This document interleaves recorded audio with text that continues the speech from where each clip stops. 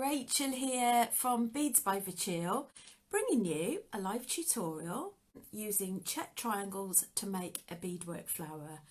So as always, please do give me a thumbs up, pop me a note in the comments so I know you were present. And let me show you what I'm going to be demonstrating. So I'm just going to show you one component, but I'm also going to show you some examples of what you can make with the one flower to link them up as well. I'm actually wearing a pair of them, and I'll show you what tools you need to make those. You can even just make a simple bookmark like this. The other thing you could do is you can turn it into a little simple pendant, but it's something that you can just do in an evening, one component, and obviously you can link them all up. Let me pop that over my wrist so you can see a little bit better. So do pop me a note in the comments and let me know which one's your favourite. It's not my own pattern. It is actually a pattern by Nichole Starman. So what I'm going to do now is I'm going to zoom in and start the demonstration. Before we should start, let me talk you through the materials. Now, if you've never done any beadwork before, I wouldn't recommend that you use sewing cotton because it's not strong enough. Now, one of my favourites is KO thread, so I'm using a coloured thread. They come in lots of lovely colours. Sono is another of my favourites. You can use Nymo as well. Also, beading needle, I use a beading needle size 10. If you've never done beadwork before, you will probably think, I'm never going to thread it. You just get used to it. It just takes time to get used to. We're going to use the little Czech triangles, which you'll see when we're close up. A 6mm fire polished crystal for the centre, and 3mm crystals, size 10 or 11 seeds and size 15 seeds. So first of all, I'm going to put a little stopper bead on. You can use any seed bead. I've cut just over 1 metre of thread. And for a stopper bead, I'm just going to go back up in the opposite direction because we're going to take that off after. What it does is it just stops you from losing your beads. So I've got two colours. They look similar probably on camera. One's a metallic purple that's got a lovely sheen, and this one is a matte metallic purple. So I'd recommend sort of lining them all up this way. Okay. So first of all, I'm going to go through the left-hand hole, left-hand hole of the first one, just making sure that's on camera. I'm going to shimmy that down to my stopper bead. I might just give a bit more thread there.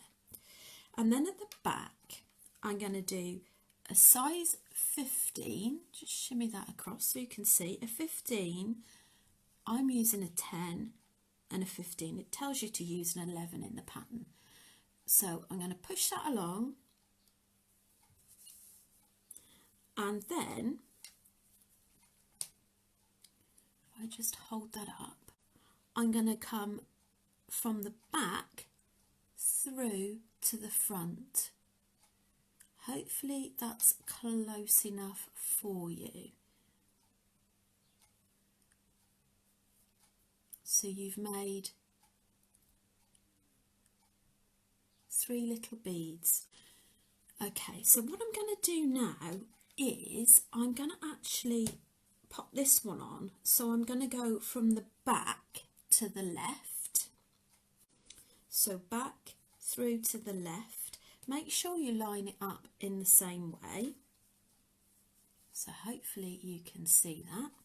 And at the front, I'm now going to add a 15, a 10, and a 15. And then at the front, I'm going to push through the second hole. Sorry for having my hands on there. I will move them out of the way in a second. And what they do is they should lay across each other. So you've got them back to back. Okay so far? So we're going to continue that process. So the next one,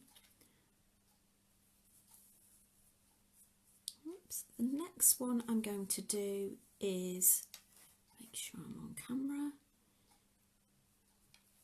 is go through the one hole,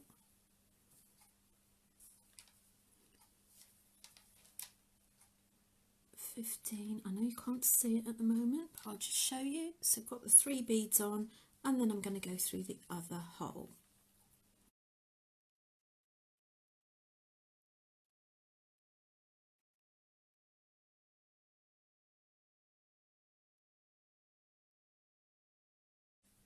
And then I'm going to add the other metallic.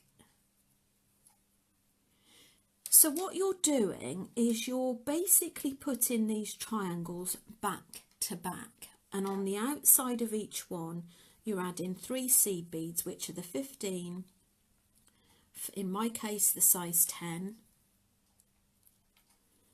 and then another 15. Once we've done that, so you continue in this way until you've actually got 8 of them. Sorry to have my hands in front, I will move them in just a second.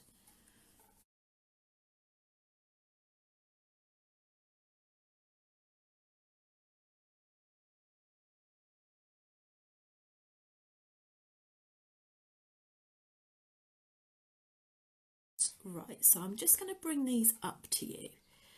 Right, can you see how, okay, they're all back to back, so you've got 4 with beads on that side, 4 with beads on this side. Now I'm going to take off my stopper bead, and I'm going to have the flat side on the inside, and I'm going to tie a knot. So just an overhand knot together. Now, would you believe there's not actually that much more to do. So you just got to remember which side you want the top to be. Now the next little bit, so if I show you this one, we're going to make the decoration on the top, then we're going to add the middle bead and do the back finally. So you're going to come up from the back,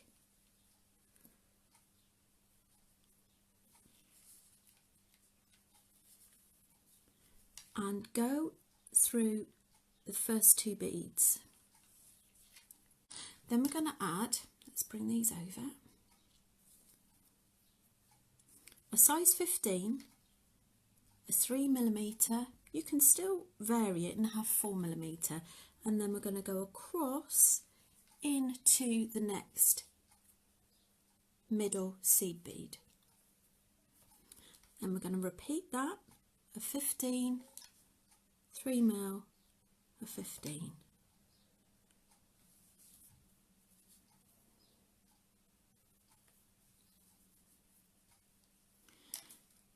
A 15, a 3mm and a 15. If you're doing a bracelet, just remember, like I said, which one's the top and which one's the bottom. I mean, you might like to just vary it anyway. Okay, so we're going to go back through the first bead we added. I would recommend you go back round. Now I'm going to take a nosedive down through the size 15 from the first round and through one of the triangles. Bit fiddly, but what you're aiming to do is come out right at the middle. Okay. And then got my 6mm bead, fire polish, but you can use any type, and I'm going to plonk that in the centre. Let's just give myself a bit more thread. And then I'm actually going to nosedive down the back, but I'm going to go down through one of the lower check triangles. So let's just show you what we've got there. Okay, so you can see why you'd need to reinforce that. So our final stage, the back, is a real important stage because it's where you tighten it up. So you're going to go through 2 seed beads, add a seed, so you're coming out of a middle one, add a seed and go through to the next middle group seed bead.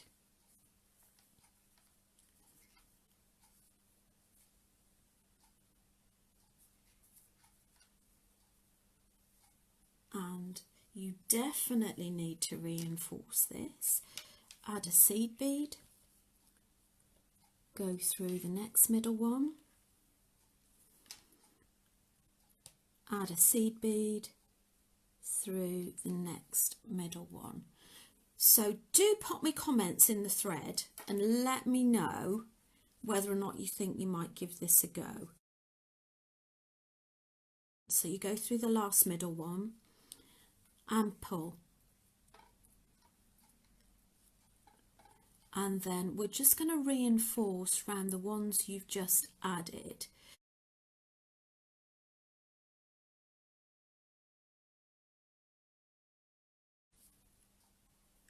So there you are, you've got a very neat back and you've got all of that pretty detail. So can you see how you've got that 3D effect? If you're making a bracelet, you need to make these components separately, and then what you would do is you would just make a little link in between afterwards. So you might want to keep a tail on them. If you're doing this one, whoops, where is it? If we look at the back, what I've done is I've just come out of one of the seeds, made a loop and then made another loop. Now I'm going to presume that we're just going to do one for this, and I'll just show you before we tie off how you would make a loop. So I'm going to come out of one of the middle seed beads. Because you can see it a little bit better, I'm just going to use the larger seed beads. If you were attaching this to perhaps a bookmark, you can attach either a jump ring through it after, or you could actually feed this directly onto the bookmark. So I'm going to come in from the other side.